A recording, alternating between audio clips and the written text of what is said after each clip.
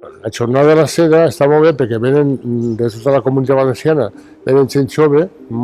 xavalets, i així que sàpien el que és la seda, com se confecciona i d'on ve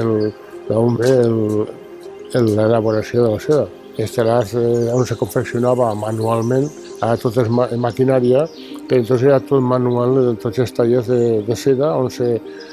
la seda se treballava i se feien els teixits, com els polins, i per exemple, el més ara que més se coneix són els trajes de fallera, que se fan d'espolins i de damascos, que se treballava, tot això és seda tot.